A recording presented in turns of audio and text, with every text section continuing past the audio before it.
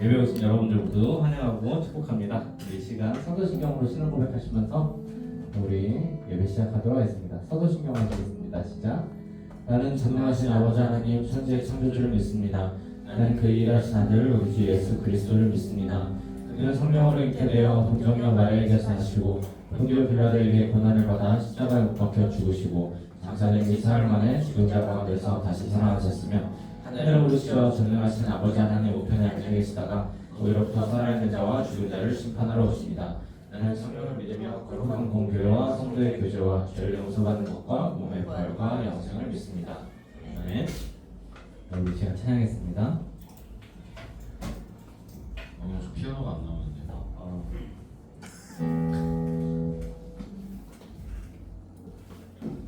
다 켜져 있어. 뒤에 아까 저 1번 잘 먹거든요. 펴져 있어?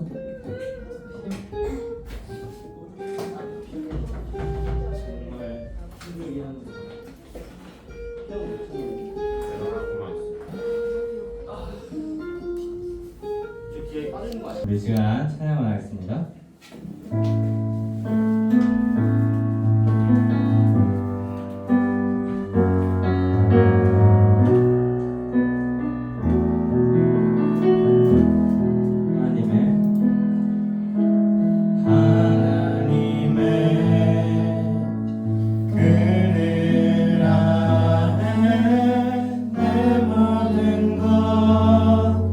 다 내려놓고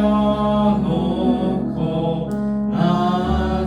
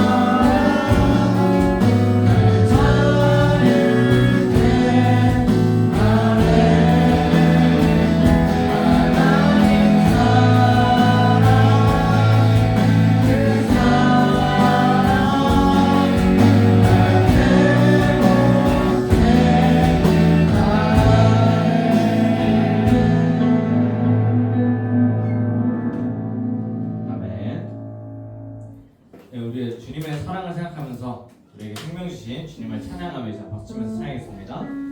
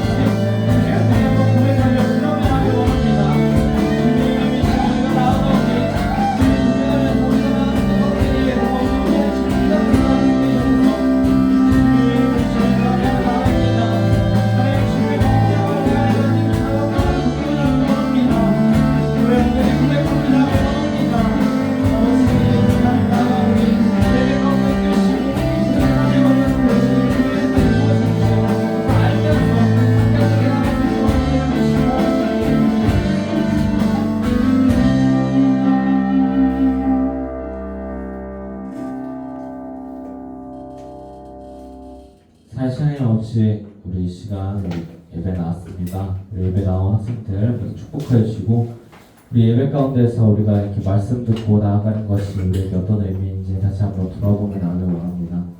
그렇게 우리가 하나님 아버지에 더욱더 주님께 고백하길 원합니다. 우리 생명 되시고 우리 구원 되신 주님을 우리가 다시 한번 의지하면서 또 찬양하면서 기도하면서 우리가 다시 한번 느끼며 나아갈 수 있는 학생들 될 수 있도록 하나님 아버지 함께해 주셔서 우리가 또 한 주간 살아왔습니다. 또 우리 연휴도 끝나고 또 우리가 또 생업에 또 학업에 이렇게 다시 또 나아갔는데 그 가운데서 우리가 또 지치지 않게 하나님 아버지 함께 해주시고 또 그 가운데서도 정말 주님의 그 뜻깊은 우리의 일들이 많이 일어날 수 있도록 또 주님의 그 손길을 더욱더 많이 느낄 수 있도록 하나님 아버지 함께 해주셔서 그 가운데서 우리가 또 저지른 죄들이 있습니다. 하나님 그 모든 것들 그냥 두고 떠나는 것이 아니라 주님께 그냥 말로만 회개하는 것이 아니라 주님께 전심으로 이 자리에 나와서 또 회개하고 다 내려놓고 정결함을 얻고 나아갈 수 있는 학생부 될 수 있도록 하나님 아버지 함께 해주셔서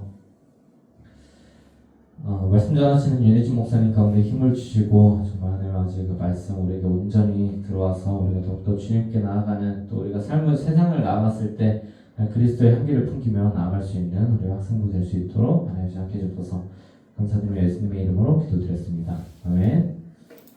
우리의 고백하시겠습니다. 시작. 주님의 손은 낮은 자리에 가난한 사람, 힘없는 사람에게 있습니다. 주님의 은혜를 생명 주시고 해방시키시며 구하게 하십니다. 우리도 주님처럼 낮은 자리에서 기도하고 실천하게 하소서. 아멘.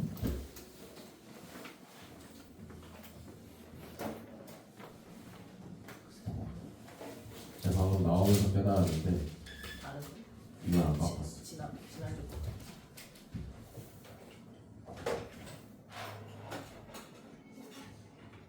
어디에요? 자, 오늘 거는요 14번째 시간이고 로마서입니다.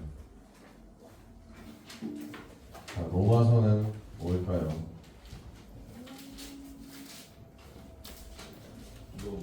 로마서 1장 16절에서 17절입니다. 로마서는 요행 롬에 있고 1장 16절에서 17절 말씀 두절 말씀이니까 저와 여러분이 한 목소리로 같이 읽도록 하겠습니다. 로마서 1장 16절에서 17절 함께 읽습니다. 내가 복음을 부끄러워하지 아니하노니 이 복음은 모든 믿는 자에게 구원을 주시는 하나님의 능력이 됩니다. 먼저는 유대인에게로 그리고 헬라인에게로다. 복음에는 하나님의 의가 나타나서 믿음으로 믿음이 이르게 하나니 기록된 바 오직 의인은 믿음으로 말미암아 살리라 함과 같으니라. 아멘.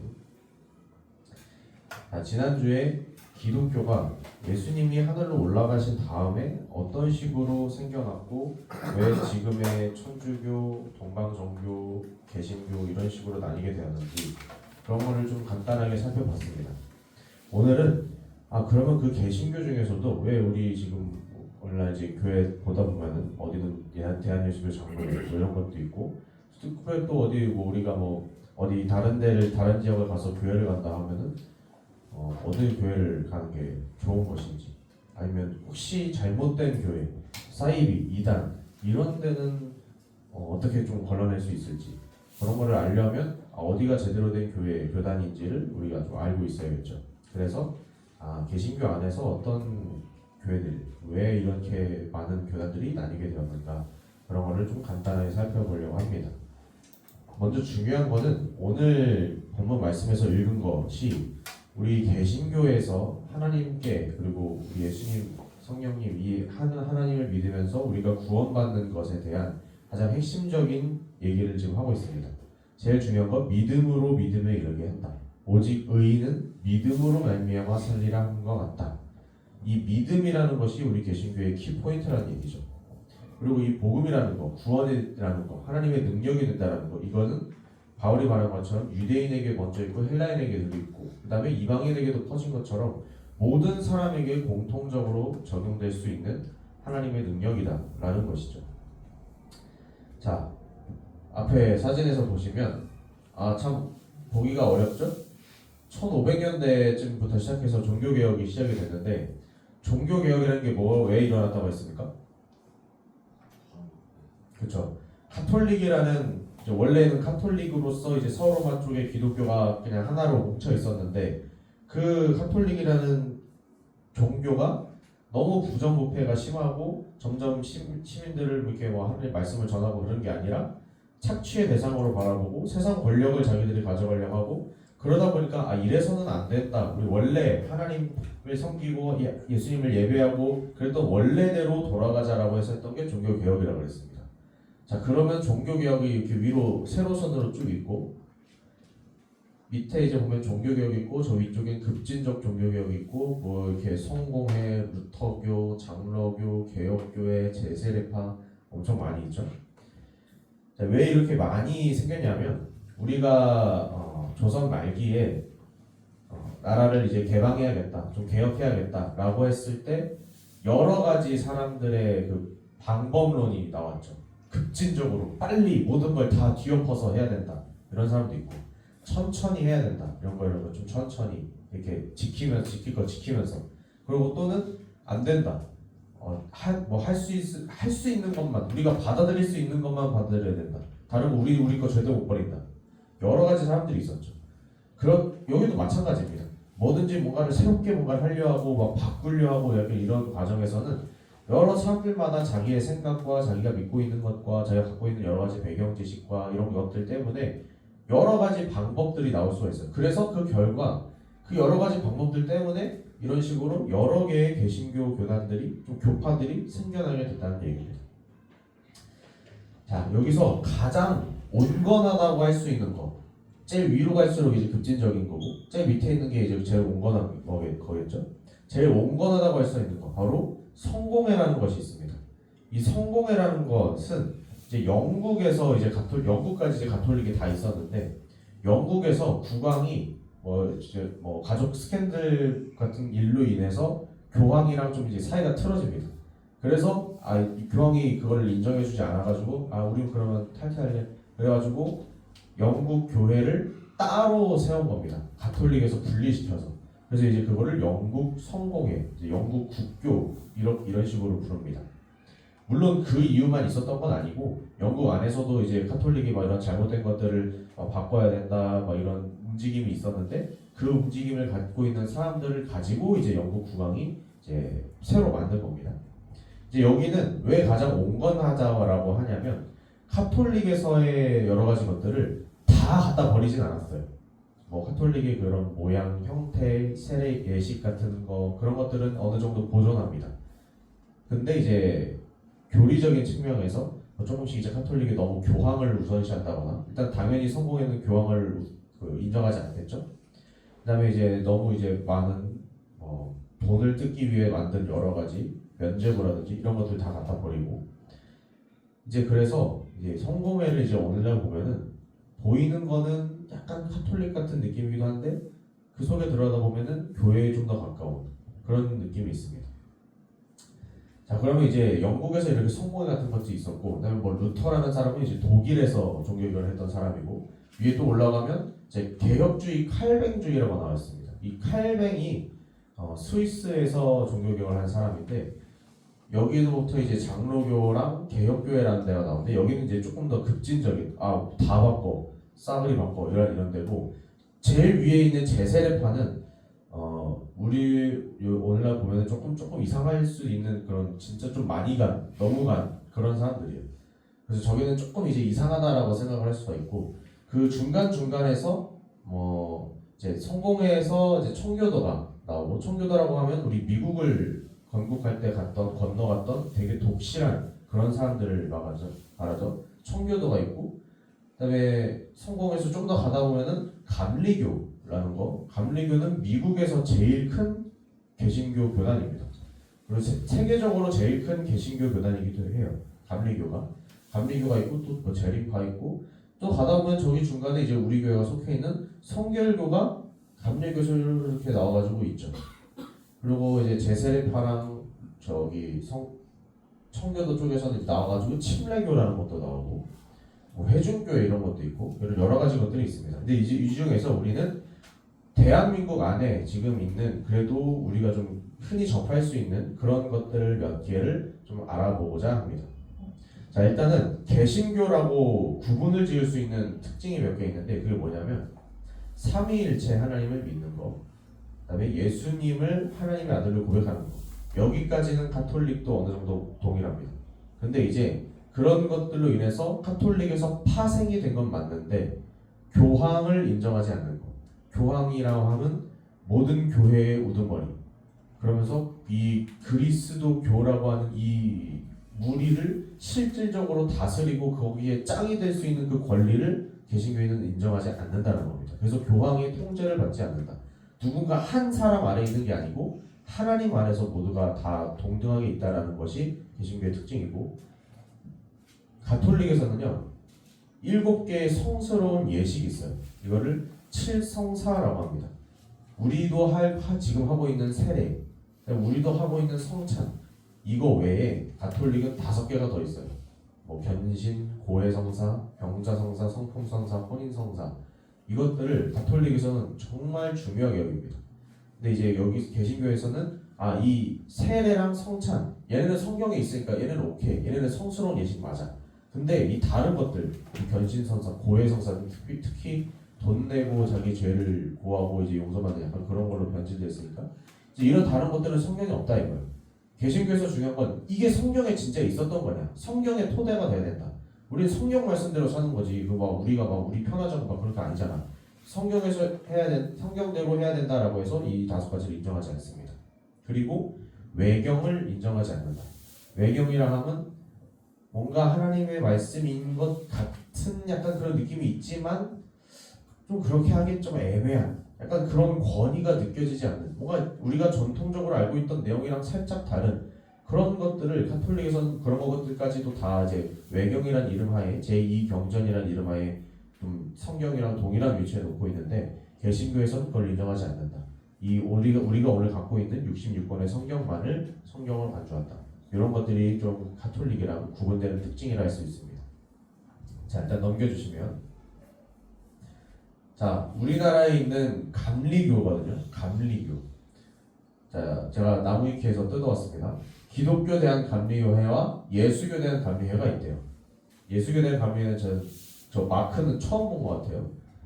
저런 마크가 있는 줄 몰랐습니다.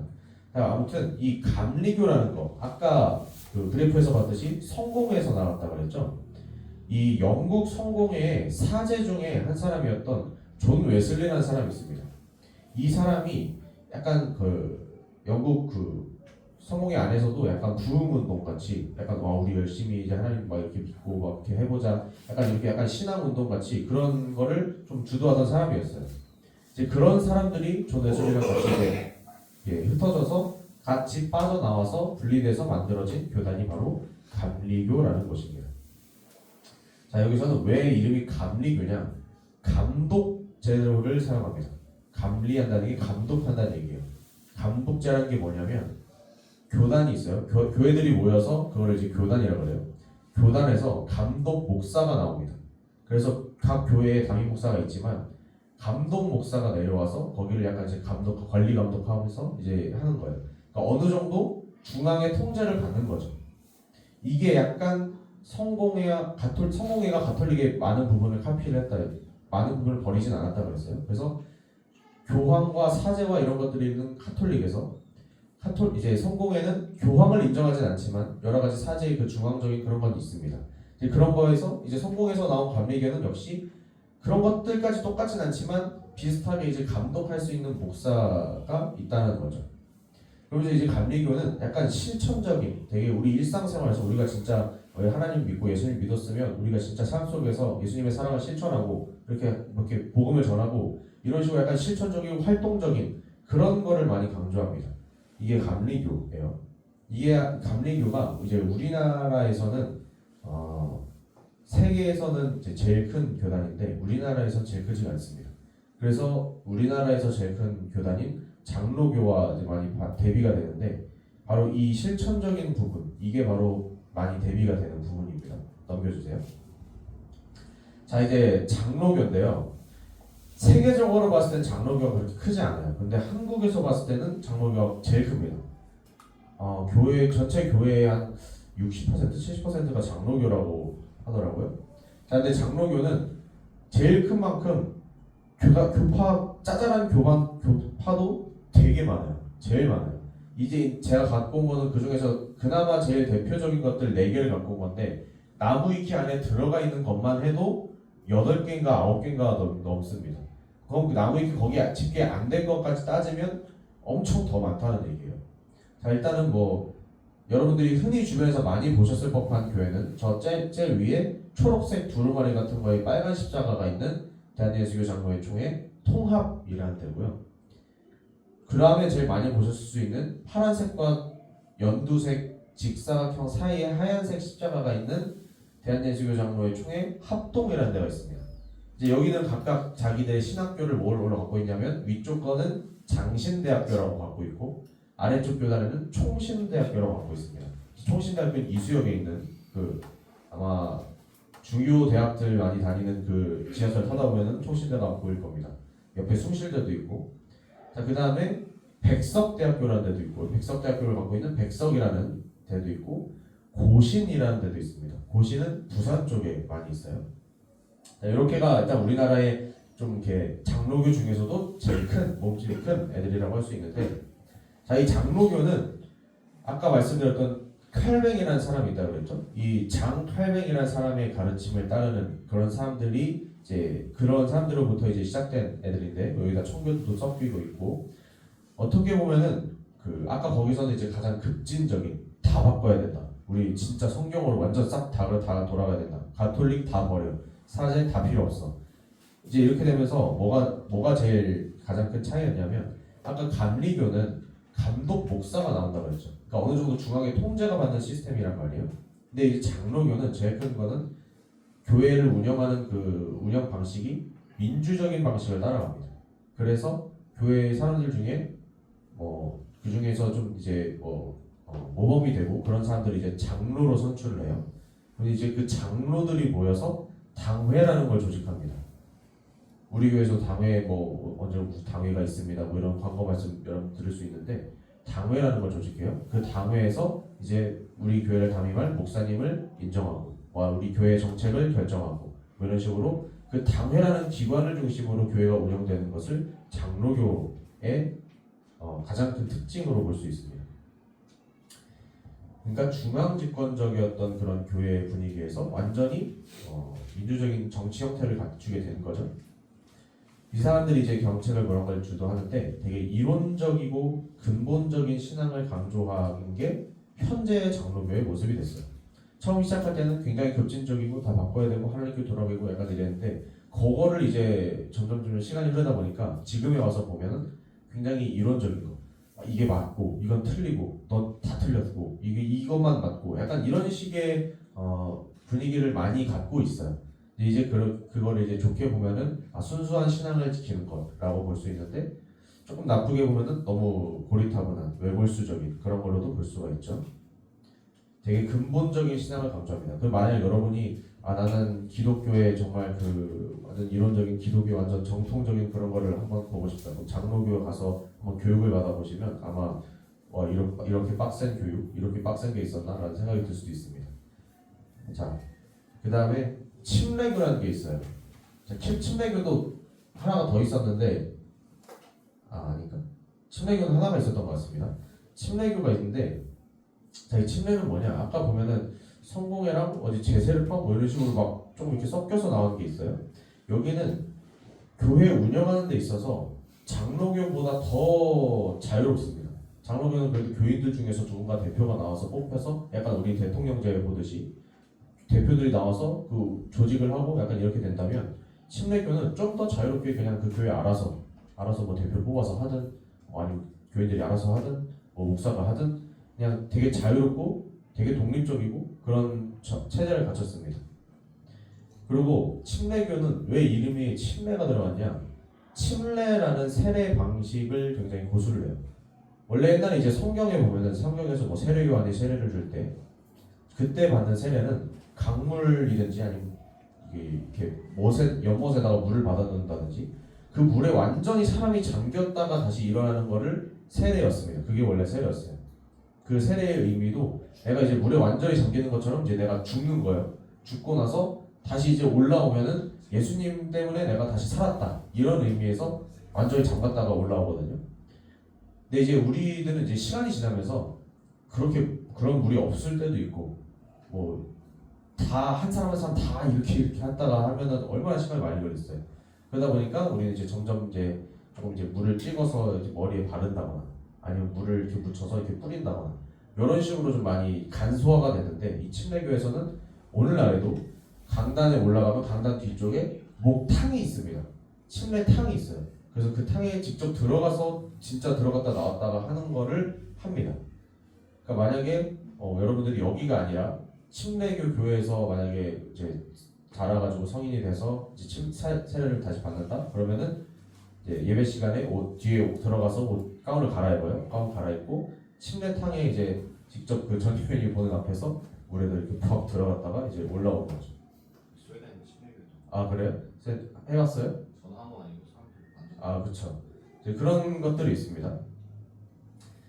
근데 왜 이 침례를 강조하냐면 침례교는 유아 세례를 인정하지 않아요. 여러분들은 유아 세례 받은 사람들이 있죠. 유아 세례라 하면 부모님이 예수님을 믿었을 때 이 부모님의 신앙을 보고 이 아이도 마찬가지로 그리스도인으로 키우겠습니다 라고 하는 이 아기가 예수님을 아직 믿은 건 아니지만 이 부모님이 믿기 때문에 이 부모님의 믿음을 보고 얘도 그리스도인이라고 하겠습니다 라고 하는 일종의 약간 보완장치적인 거예요. 왜냐면 옛날에는 막 아기가 막 금방 죽기도 하고 막 그랬는데 막 우리 애기 천국 가야 되는데 약간 이러면서 그럼 이 애기들은 어떻게 해야 되냐 이러면서 유아세례라는 게 생겼는데 자 그럼 이 유아세례를 받고 나서 얘가 자랐을 때 그러면은 얘는 어렸을 때 한 거니까 얘가 자기가 스스로 뭔가를 예수님을 고백해서 한 게 아니잖아요. 그래서 이제 그거를 또 보완하기 위해서 입교, 견신이라고 하는 얘가 이제 스스로 예수님을 자기가 이제 믿겠다고 고백했습니다 라고 하는 의식을 이제 또 따로 치르는 거죠. 여러분들이 아마 다 했을 겁니다. 근데 이 침례교는 그걸 인정하지 않는 거죠. 무조건 자기 입으로 자기가 해야 그리고 자기가 세례 받아야 그거를 인정한다 라는 거예요. 그래서 이거를 고수하는 거를 보면 느껴질 수 있겠지만 장로교보다도 훨씬 보수적이고 훨씬 이제 그런 약간 외골수의 길을 걷는 그런 느낌입니다. 그래서 우리 어른들 흔히 하는 말에 장로교에서는 뭐 박수도 못 치겠다 약간 그런 얘기 있어요. 교회 찬양 시간에 박수도 못 치고 드럼도 못 치고 한다. 물론 그런 사람 있습니다. 근데 장로교도 요즘에 많이 바뀌어서 대부분 뭐 찬양 다 우리보다 더 큰 데는 뭐 더 화려하게 하고 그런 데 있는데 침례교가 진짜 더 완전 조용하게 근엄하게 약간 그런 식으로 보수적으로 그렇게 하는 느낌이 있습니다. 넘겨주시면 드디어 성결교까지 왔어요. 성결교회는 크게 더 있는데 두 개만 갖고 왔습니다. 기독교에 대한 성결교회랑 예수교에 대한 성결교회가 있어요. 이 성결교는 아까 말씀드렸듯이 감리교에서 빠져나왔습니다. 감리교에서 존 웨슬리가 감리교를 만들고 거기서 이제 존 웨슬리의 가르침을 따르면서 뭔가 그 중에서도 미국에서 특별히 막 부흥하고 막 각성하고 우리가 회개해야 된다 이런 운동을 하면서 거기서부터 이제 성결교가 우린 성결하게 살아야 된다 해서 성결교가 출발을 했는데 한국의 성결교회는 이제 미국에서 성결교회가 막 만들어져가지고 이제 일본에 선교단체를 보냅니다.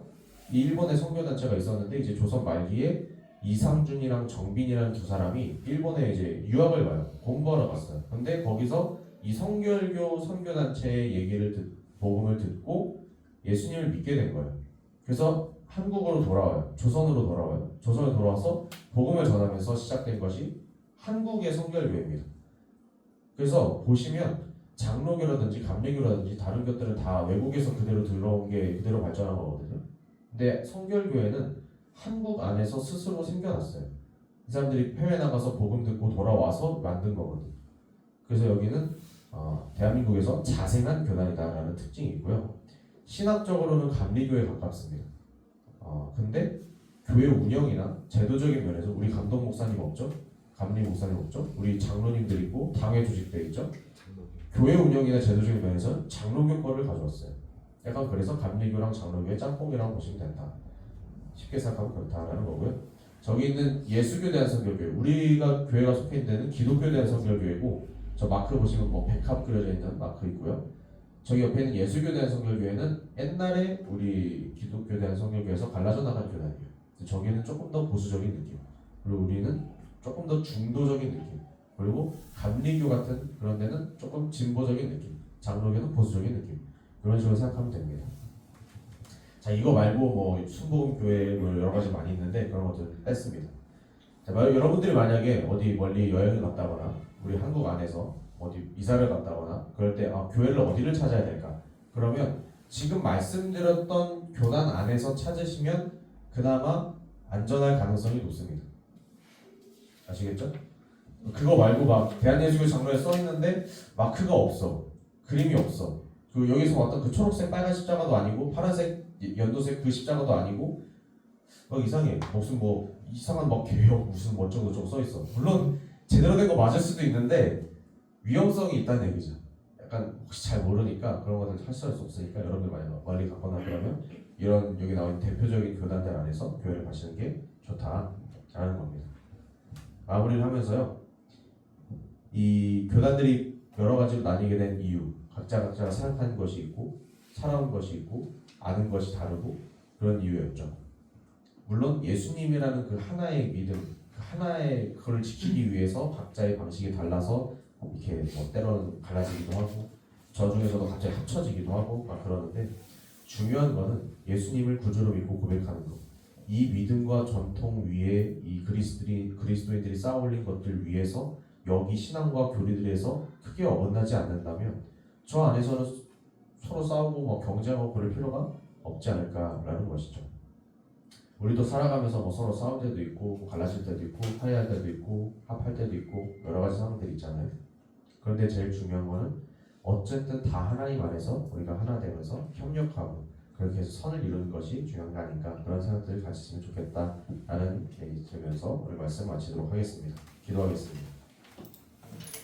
사랑이 많으신 하나님 아버지 감사합니다. 오늘 함께 우리 개신교의 교단들 이런 것들을 간단하게 살펴보면서 이것들이 왜 갈라졌는지 그리고 어떤 특징들이 있는지 함께 알아봤습니다. 하나님, 우리가 살아가면서 참 많은 교회가 있고 또 어떤 멀리 떠났을 때나 그럴 때 너무 많은 교회들이 있어서 어디를 가야 할지 모르고 고민 때문에 방황할 때도 있는데 하나님, 그럴 때 오늘 들은 말씀 기억하면서 우리가 잘못된 이단이나 사이비 그런 데에 빠지지 않고 정말 우리가 하나님을 고백하며 예수 그리스도를 주로 고백하며 모시는 그런 제대로 된 교회들로 우리가 찾아갈 수 있을 수 있도록 우리를 도와주시옵소서.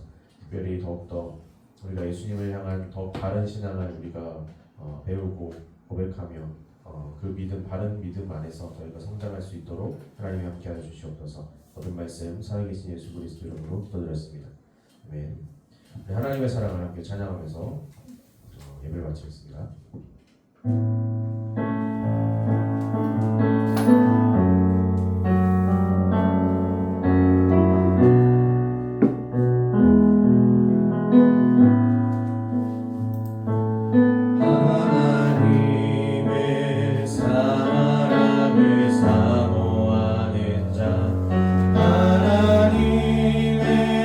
평안을 바라보는 자 너의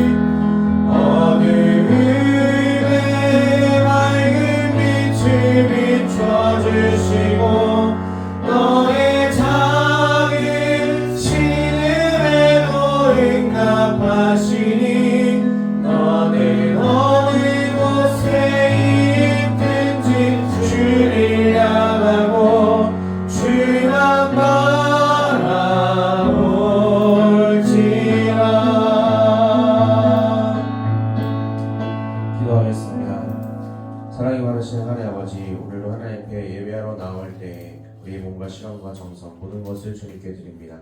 하나님, 우리의 모든 것이 주님의 것이오니 이 고백 위에 하나님께서 더 큰 은혜와 더 큰 복으로 충만하게 채워주시옵소서. 이제는 우리 구주 예수 그리스도의 은혜와 하나님 아버지의 사랑하심과 성령 하나님의 감화감동 교통하심의 역사가 하나님 안에서 바른 신앙을 고수하며 예수 그리스도만을 주로 고백하며 주님께서 가르쳐 주신 그 가르침대로 세상을 살아가길 원하는 여기 모여 함께 예배한 우리 모두 위에 지금부터 영원히 함께 하시기를 간절히 축원하옵나이다. 아멘. 자, 광고 말씀 간단하게 드리겠습니다.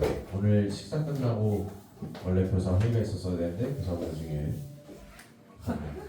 두 분이나 모르셨는데 아무튼 일단 이따가 저희 식사하고 잠깐 모이도록 하겠습니다.